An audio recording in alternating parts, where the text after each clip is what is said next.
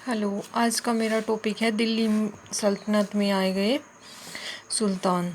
दिल्ली में सबसे पहले कौन सा ये आया था, वंश आया था? देखो, इसे हम इस ट्रिक से भी याद कर सकते हैं। गुड़ खां तसले में।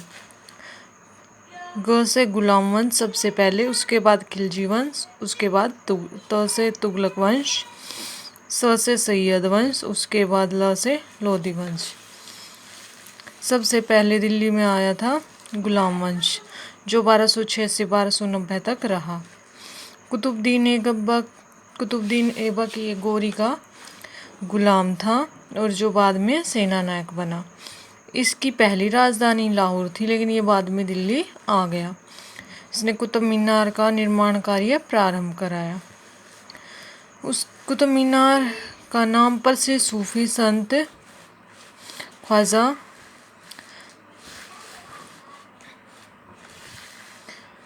कुतुबुद्दीन बख्तियार काकी के नाम पर रखा गया। यह क्वेश्चन कई बार पूछा भी जा चुका है कि कुतुब मीनार का नाम किसके नाम पे रखा गया था। तो ये कुतुबुद्दीन बख्तियार काकी के नाम पर रखा गया था। इसने भारत की पहली मस्जिद है कुव्वतुत उल इस्लाम दिल्ली में बनवाई थी और 2.5 दिन का झोपड़ा बनवाया। इसकी मृत्यु लाहौर में चौगन या पोलो खेलते हुए घोड़े से गिरकर हुई थी। कुतुबुद्दीन की उदारता के कारण से लाख बख्श कहा जाता है। इसके बाद आता है इल्तुतमिश, जो इसका दामाद था। वो 1210 से 1236 तक रहा। ऐबक का दामाद इल्तुतमिश उसका उत्तराधिकारी बना। उसने जब कुतुबुद्दीन ऐबक मर गया था, तो उसके बाद जो कुतुब मीनार का निर्माण कार्य अधूरा रह गया था, वो इल्तुतमिश ने पूरा किया। इल्तुतमिश ने चांदी का टका और तांबे के जीतल का प्रचलन किया। चांदी की जो मुद्रा बनी हुई थी उसे टका कहते थे और तांबे की मुद्रा को जीतल कहते थे।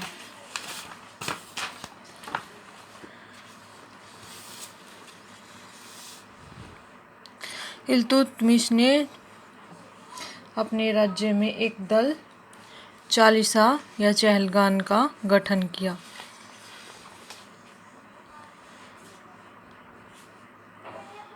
उसके पश्चात बस इल्तुतमिश के बारे में ज़्यादातर यही क्वेश्चन पूछे जाते हैं। इसके बाद आ जाता है रजिया सुल्तान। यह दिल्ली की प्रथम व अंतिम महिला शासक थी। चहलगानी या चालीसा ने रजिया का विरोध किया, नारी मर्यादा का उल्लंघन करने का आरोप लगाया। ये वही वाली चालीसा है जिसका गठन इल्तुतमिश ने किया था।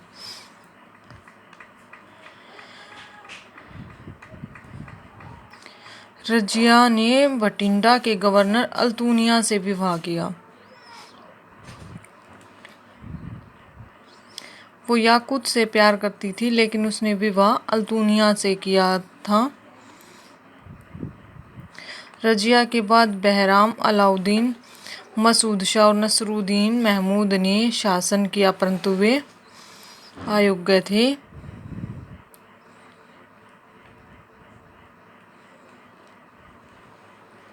रजिया रही थी 1236 से 1240 तक।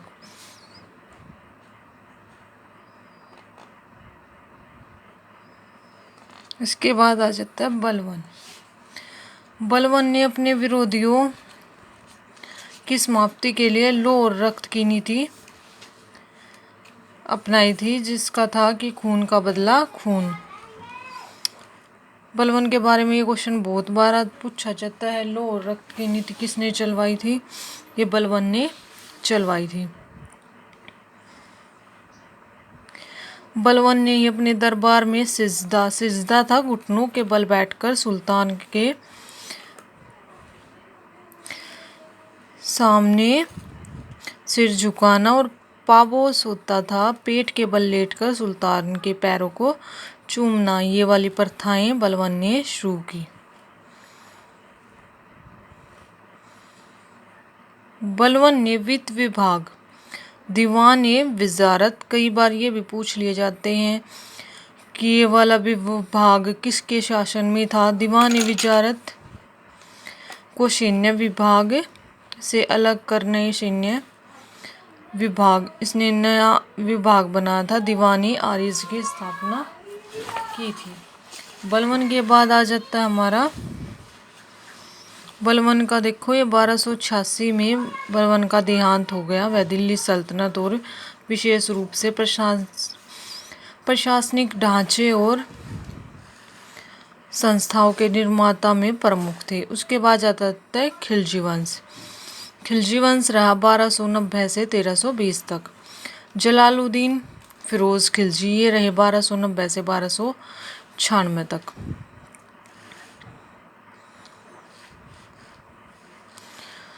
वह दिल्ली सल्तनत का प्रथम शासक था जिसने अपने विचारों को स्पष्ट रूप से सामने रखा कि राज्य का आधार प्रजा का समर्थन होना चाहिए।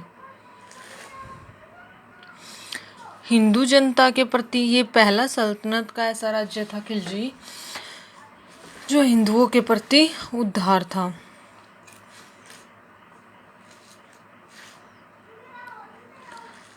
सुल्तान के भतीजे अलाउद्दीन ने देवगिरी के यादव राजा को हराकर अपार धन अर्जित किया और अनंत धोखे से उसने अपने चाचा की हत्या कर दी।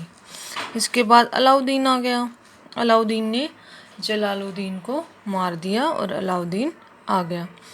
अलाउद्दीन खिलजी रहा हमारा 1296 से 1316 तक। अलाउद्दीन दिल्ली सल्तनत का प्रथम सुल्तान था जिसने दक्षिण भारत में विजय पताका फहराई थी। इससे पहले वाले जो शासक आए थे वो सिर्फ उत्तर भारत में ही रहे थे। अलाउद्दीन के दक्षिण भारतीय अभियानों का जो उसके दक्षिण में अभियान गए थे उनका नेतृत्व सेनापति मलिक काफूर ने किया था। मलिक काफूर को अलाउद्दीन ने गुजरात से, मलिक काफूर को 1000 दिनारी भी कहा जाता है, गुजरात विजय के लिए गया था तब, तो इसको वहाँ से खरीद कर लेकर आया था। अलाउद्दीन ने क्या क्या चीज़ें बनवाई ये कई बार पूछी जाती हैं। अलाई दरवाज़ा, हौज खास, सीरी फोर्ट, जमात खाना मस्जिद का निर्माण कराया था। अलाउद्दीन खिलजी को किस उपनाम से पुकारा जाता है? द्वितीय सिकंदर के नाम से जाना जाता है। पहली बार घोड़ों को दागने की प्रथा और सैनिकों के लिए हुलिया प्रणाली यानी कि ड्रेस का जो नियम लागू किया था ये हमारा अलाउद्दीन खिलजी ने किया था। हमारे दरबार में अमीर खुसरो व हसन देहलवी जैसे कवि, उसके दरबार में अमीर खुसरो व हसन देहलवी जैसे कवि थे। फिर उसके बाद आ जाता है तुगलक वंश। तुगलक वंश रहा हमारा 1320 से 1414 तक। गयासुद्दीन तुगलक थे तुगलक वंश के पहले जो 1320 से 1325 तक रहे। इसका असली नाम गाजी मलिक था। इसने सिंचाई के साधनों विशेषकर नहरों का निर्माण कराया और अकाल संहिता का निर्माण किया।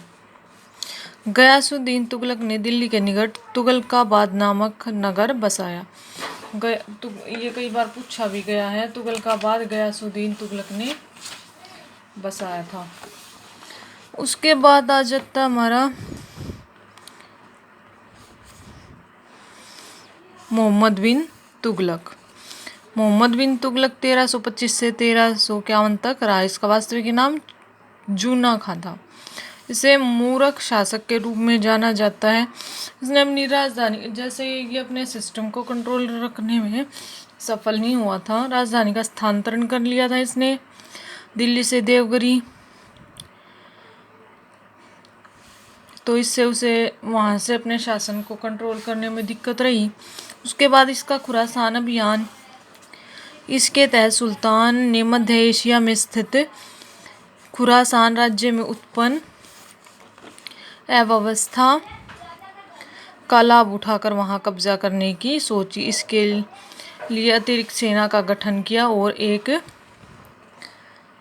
वेतन पेशगी सेना भी बनाई, परंतु खुरासान में व्यवस्था कायम हो जाने के कारण सुल्तान को यह योजना विफल हो गई। इसका कराची अभियान था, वो भी इसका असफल रहा। उसने कृषि के विकास के लिए दीवान कोही नामक विभाग, कई बार पूछे जाते हैं विभाग, दीवान कोही विभाग का निर्माण किसने किया था? ये मोहम्मद बिन तुगलक ने। इसको मूर्ख राजा के नाम से भी जाना जाता है। उसके अंतिम दिनों में लगभग दक्षिण भारत पूरी तरह स्वतंत्र हो गया था। उसके बाद आया फिरोज तुगलक।